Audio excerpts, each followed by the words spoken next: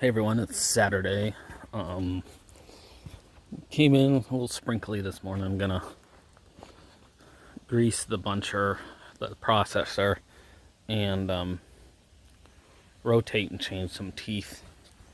I think the teeth have been pretty much rotated through here, except that one good edge, which I think you could probably swap and put on the bottom. But none of them are really,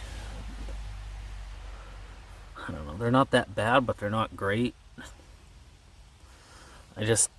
Especially since they're all the ones on the bottom are kind of knocked off. You don't really notice it with the smaller hardwood, or the pine, but when you're cutting some of the bigger oak, it's pretty dry. I don't like the way it cuts, so I'm just gonna flop some of them over before I use this again. And I actually did pretty good for. I ran this a day and a half after I got the controls the way I want them, and it seems like a day and a half probably laid down 15 trail loads, somewheres around there, give or take.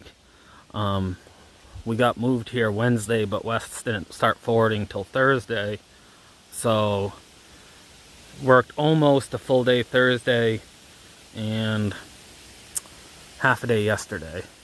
And for just getting started, there's 2 or 3 loads of pine logs, got pallet logs started piling up, and then hardwood pulp. So it's kind of doing exactly what I wanted it to. I kind of don't want to say it, but jinx myself. But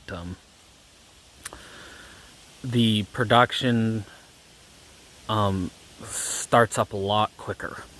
And I worked half a day Wednesday with the processor, and that was enough for a whole day of forwarding for Wes, which I worked that half a day, and it was about 8 buggies, which is a pretty close to 3 or 4 loads. So it looks like if I work a good full day, I'll process around 6 trail loads a day, which is more than what Wes can forward. So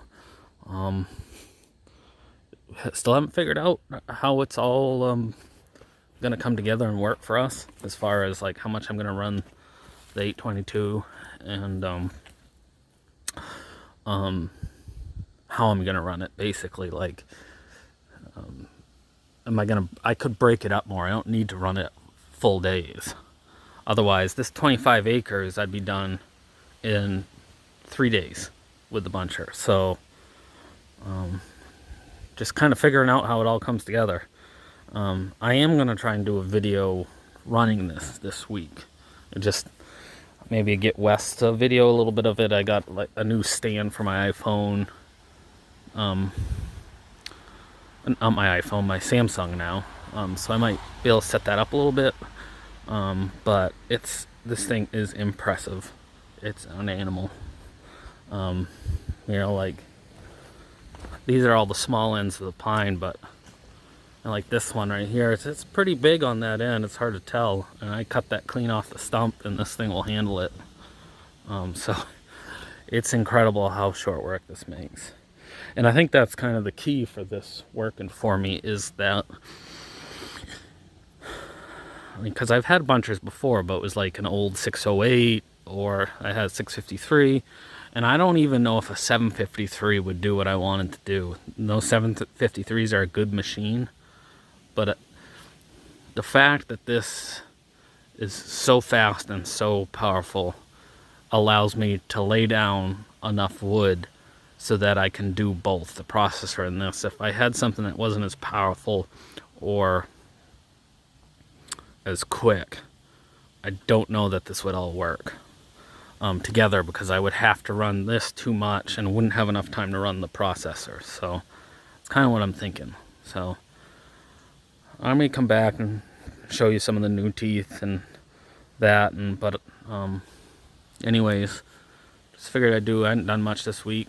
So far, it's amazing how what this extra step does to everything. So we'll see how it goes. But I'll get a video of this run at some point this week, so I'll be back. Okay, I'm back for a minute. Changing the teeth, or some teeth. Checked the oil, added a little. So kind of, again, this is new to me. I'd rather have all the teeth real good. These are all the ones I replaced. That, I don't know, if people, it had really just one good corner, and that was, some people might run it. I don't know. Like this, I guess it's, I don't know. Still got points, but it's not great. And I rolled these ones over. I figure they got a little bit, but you can see that this was sitting on the inside. Build up a little fiber. I flopped this one. No, I didn't flop this one. I'm going to change this tooth. That corner's kind of knocked off, and that one's bad, so it's only really got one good point here, which I guess some people might put that on the bottom. Here, it's kind of usually, I think, seems like probably your bottom point that probably gets hit the hardest. So, but I'm going to change that. And same here, I'm going to change that one. I'll just roll this one over, and then it looks like the next one I might not change at all, but so, and here's the new teeth.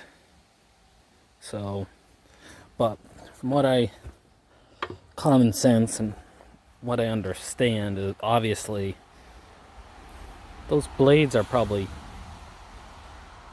900 pounds, somewhere's around there. It's turning over 1,000 RPMs. And for those of you who don't know, it does all its cutting with inertia, the weight of the blade.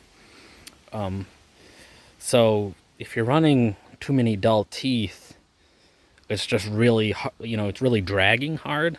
All I can describe it as like some of the oak I cut with this, it just seems dry. It just seems, you can tell it's working too hard. And I think if you look into the longevity of a machine, if you are somebody who runs your teeth too dull too often, these blades will crack over time. So I think it's probably the difference between getting a lot of hours out of a blade or not getting a lot of hours. And I just preferably have real sharp teeth, especially cutting that oak. That definitely is nice, having sharper teeth. So anyways, figured I'd show you that. And like I said earlier, I'll try and get some video this week of this machine actually running. So like, subscribe, comment. We'll catch you later.